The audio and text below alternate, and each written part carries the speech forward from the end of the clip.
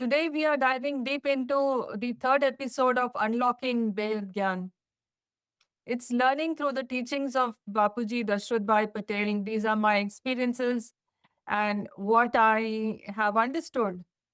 It is our deep connection with of course, our own true origin, but our relationship with the cosmic architecture, which no one has explained before. At least I have not met or heard of any other spiritual teacher or any scripture that talks about our origin and our connection with the cosmic architecture with that depth and information that has been provided through his teachings. Bapuji is very explicit when he talks about our origin. I also encourage you to go through the 10 days Behad Gyan course. It is a very intense program, yet an overview because Behad Gyan is so vast. You really have to go through many, many videos on Bapuji's YouTube channel and read his books. There are almost about more than 100 books available on Google Play Store. They are all free, available as an audiobook and as an ebook as well. Some books are available in print form. You can get them through Amazon. We were talking about our connection with the cosmos, the creation of the cosmos. What is the soul's journey through this cosmos? There are many multiverses. If you have looked into my previous videos or studied Bapuji's book on life and multiverse, and it is very detailed. And I've shared some overview in a playlist on my YouTube channel as well. You can look into that. But what if the deepest suffering human beings experience today is not only emotional but spiritual forgetfulness? We were created, separated from the Creator. It was the intention of the Creator to create, and then it was our intention to create, and it multiplied. The expansion happened and continued. So, what if anxiety, emotional exhaustion, loneliness, confusion, sensitivity, inner emptiness, and restlessness are not merely psychological conditions, but signs that consciousness has forgotten its original nature? According to Behad Gyan and the teachings of Bapuji Dashrath Bhai Patel, the soul was never originally weak, fearful, emotionally unstable, or trapped in suffering.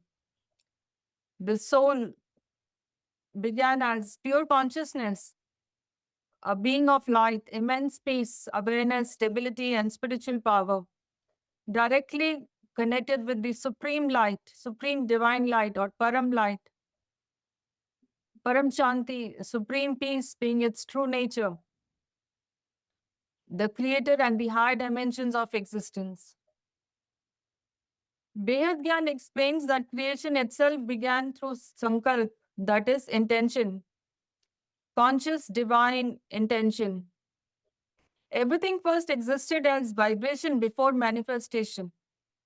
The creator projected creation through divine thought, vibration, and conscious will. And so gradually souls also began creating through their thoughts, their intention, and desires. It was an emotional projection and imagination that created further. As creation expanded outward, original soul power slowly reduced. Consciousness became increasingly externally projected and fragmented through attachment, identity, karmic experience.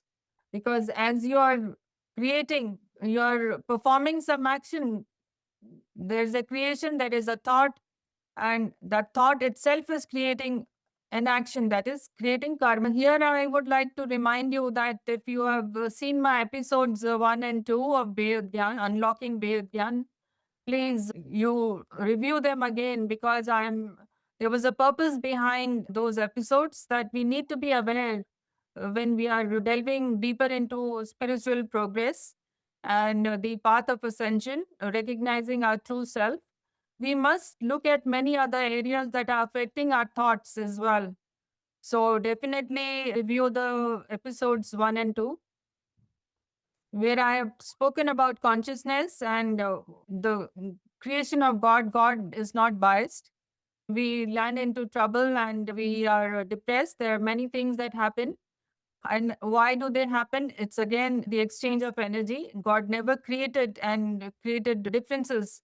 It's humanity who has created differences. So that is why it is this knowledge of Bayodhyan. It is very important for the world and humanity to know, understand this philosophy and school of thought, that from where creation actually began. And that is how you will unfurl or unveil everything.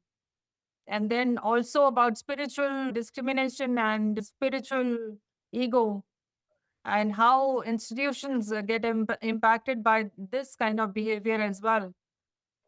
So these things, attachment and identity, continue to happen.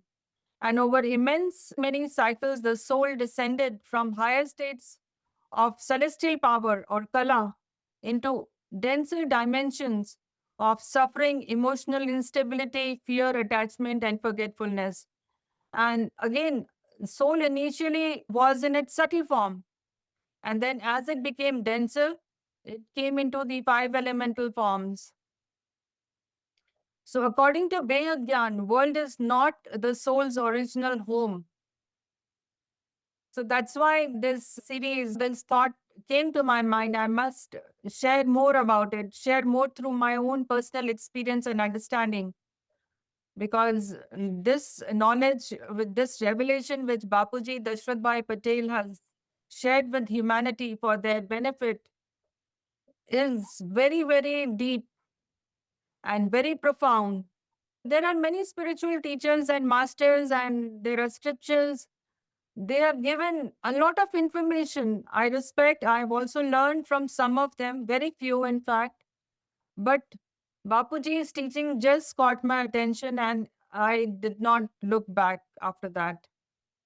So this is just my experience and which I'm sharing, and I'm grateful that you're all listening to this, because I am sure you will have lot to gain and learn from this as well. So the greatest spiritual loss is not material when the soul left its original home. It was forgetting who we truly are. The soul, that is us, our soul, truly just forgot its relationship with the Creator, with the Supreme Father, the Eternal Father. We can call Eternal Father, with Supreme Light, that is Param Light, and with the cosmic hierarchy and with its own original consciousness. It totally forgot. And we are living this world, creating, doing new actions. These are our duties. This is our creation. This is what I am doing. And we forget what we are here truly for. We are here to remember who we are. So, who am I? Back to the same statement which many, many spiritual masters have asked, that they have led us into thinking that we must also reflect on this, ponder on this thought, and see, are you able to answer that? Are you able to see who we are? Who am I really? As the connection with the Supreme Father or the original Creator weakened, sensitivity also increased. Souls began absorbing emotional energy. Now, I have shared some concepts from Babaji's teachings, that how does emotional energy impact our soul energy as well. So you must look into that, because here I'm touching just basic points so that one can grasp what is Bayad and why it is important and why is it relevant today, and more important today and every day as it's going, because of the times that we are heading for. So we are absorbing emotional energy, fear, negativity, rejection, criticism, instability in our lives from the surrounding world.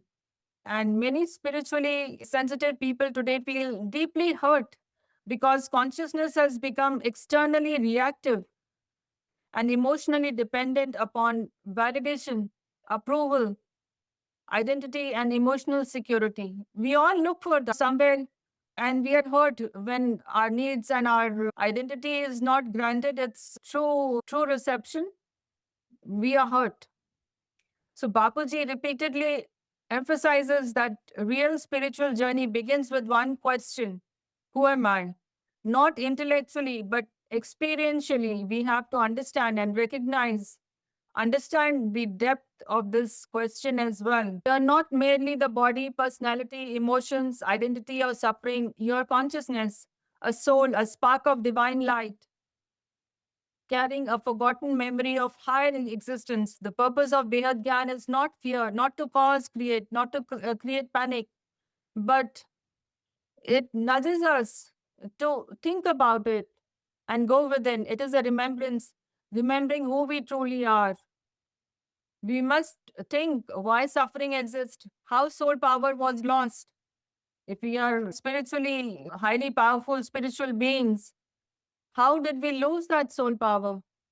We are highly creative spiritual beings. How did we lose that creativity? How the soul can reconnect with higher consciousness again? How can the soul remember itself?